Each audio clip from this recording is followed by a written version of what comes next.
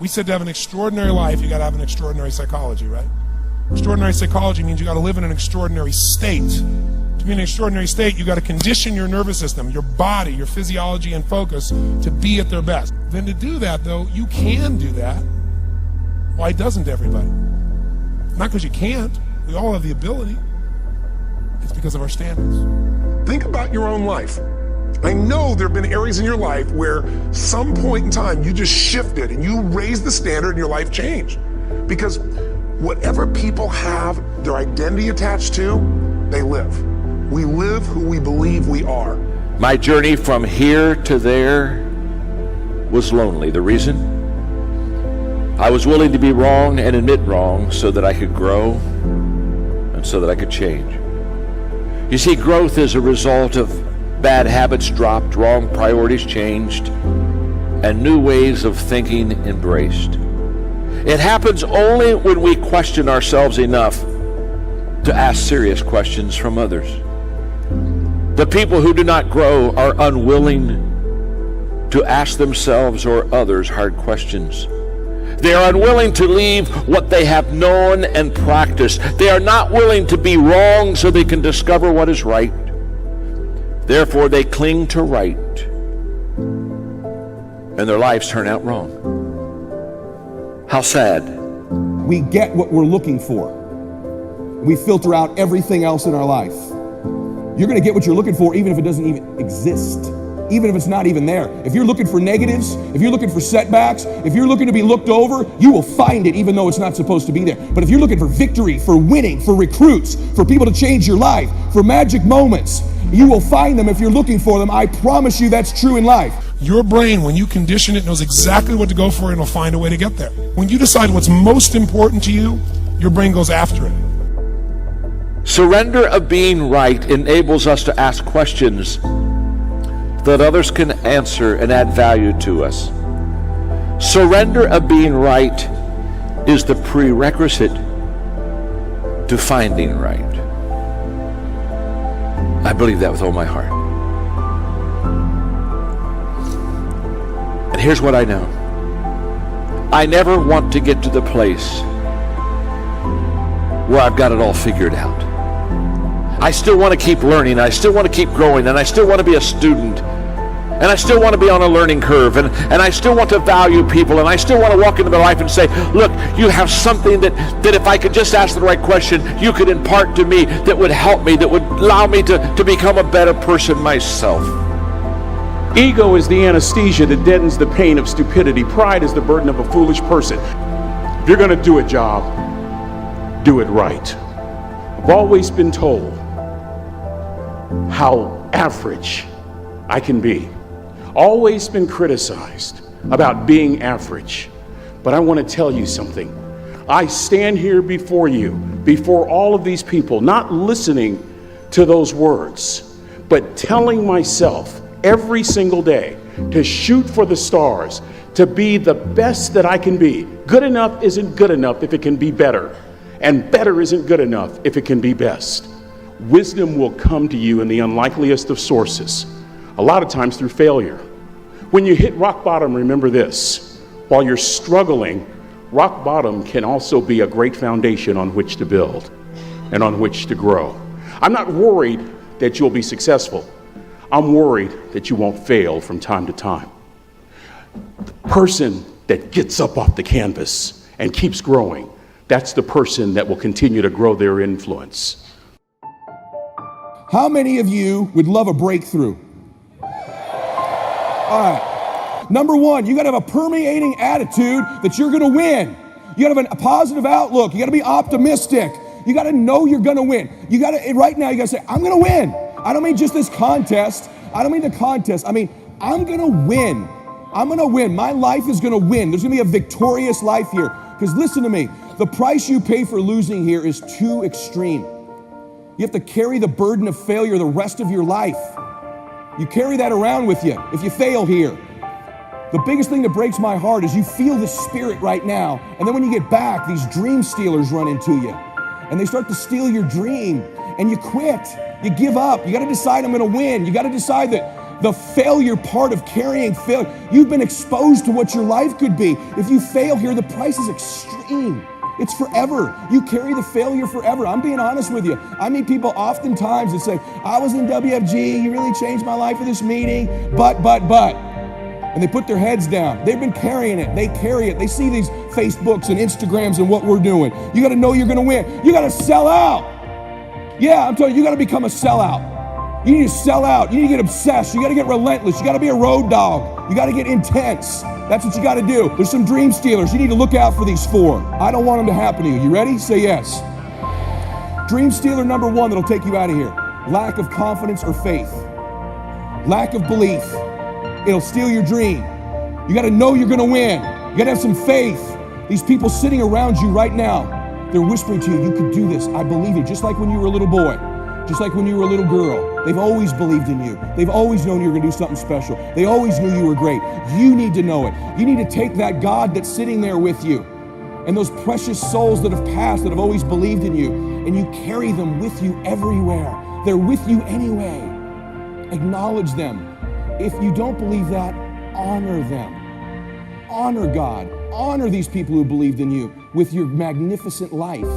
Honor them. Don't give in to lack of belief, lack of confidence. Don't ever do that again. Don't do it in WFG or out of WFG. You were made to do something great. You're special.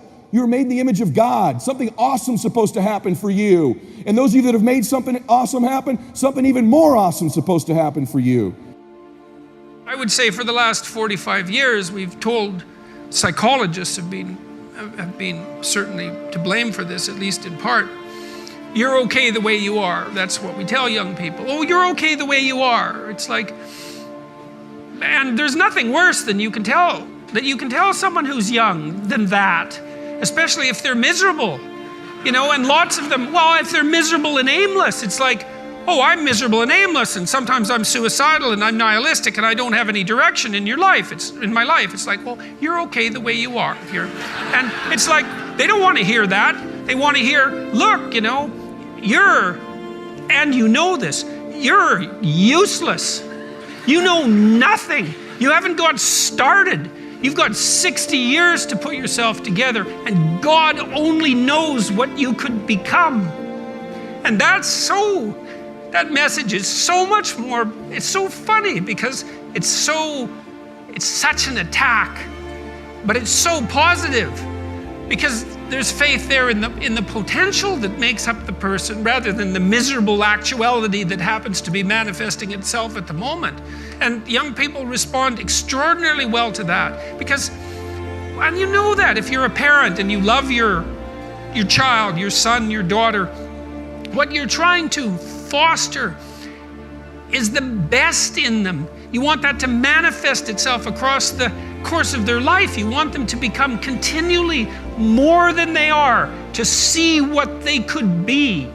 And I think that's part of the great message of the West, is that's the ethical requirement of individual being in the proper sense, is to constantly note that you're not what you could be, to take responsibility for that, and to commit yourself, like body and soul, to the attainment of that ideal.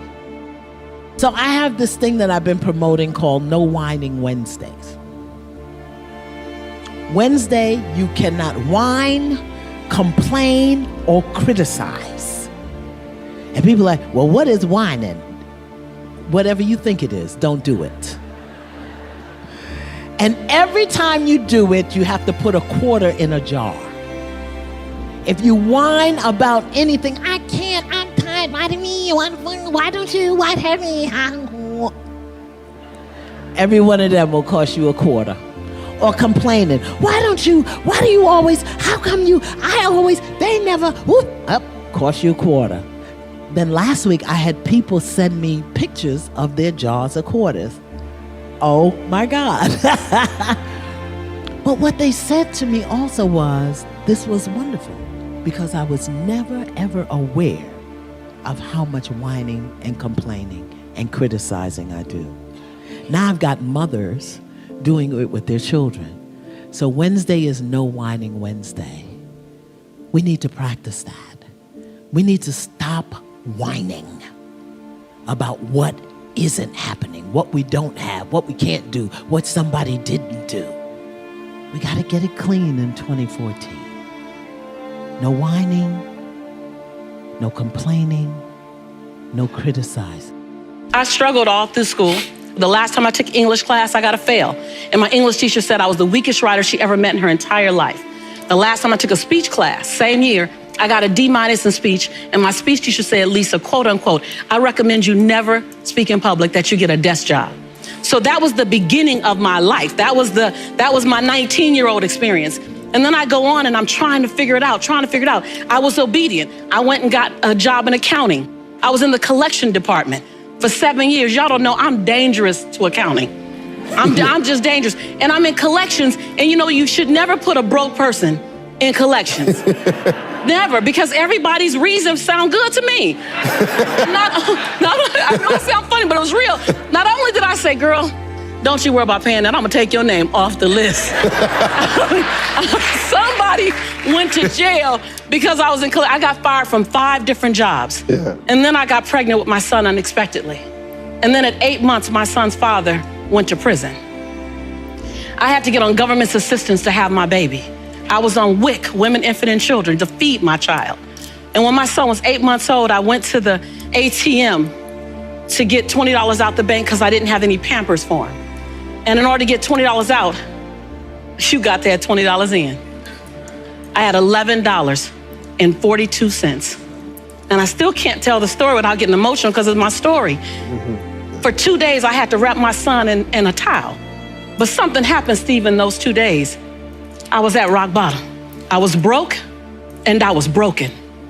Inglewood, California. My son laying on his back at 8 months. I have a towel over him and I have my hand on his stomach saying, don't you worry, Jaylani. Mommy will never be this broke again. And I made a decision. I was bankrupt. And every stinking thinking I had, I was bankrupt in trying to protect my pride. I was bankrupt in trying to be all that in a bag of chips and a bowl of grits, falsified. Mm-hmm. I was bankrupt in trying to not ask anyone for help. I was bankrupt in everything that was holding me and keeping me where I was. I've always talked a good game, but I wasn't doing anything with my gift. Mm-hmm. And all that thing about potential, I was tired of having potential. I wanted to have my now. And I looked at that baby at 8 months and I said, I want to transform your life because you didn't ask to come into this chaos. Come on. As an African-American male child in South Central Los Angeles with a single mother whose father's in prison, he had a 66% chance of going to prison himself. Not on my watch. Not on my watch. So if I have to be willing to drastically transform myself so that I can become the woman that I know I can be. Right. And that's what I began to do. I was radical. What did you do, Lisa? What did you do to change your life? First, I realized I couldn't grow with people who were struggling like me. That whole, I don't want to leave nobody behind. No, I don't want to stay with y'all. Right. You don't even want to be here. Yeah. Like, I don't want to be the queen of this block. Yeah. And I became okay with the fact that it doesn't make me any less committed to my community, committed to my culture, committed to my family. The best thing I can do for you is not stay here with you. That's right. When I've got that, I went to places I'd never seen before. I went to conferences where people were talking about money, talking about prosperity, talking about, it was like, no habla español. What y'all talking about? ROIs and PPMs and term agreements and capital fundraising and bottom lines and what is it? I'm gonna stay until I learn what you're talking about. I went to the same conference 42 times. And there I raised $532,000 in capital for my company to start my dream. And my dream was to transform teen lives. I want to teach teens how to fall madly in love with themselves and how to make integrity-based decisions. And I got it funded and I started working. And that was the beginning of me rescuing myself. I realized that I am my rescue. No one else is my rescue. I am my rescue.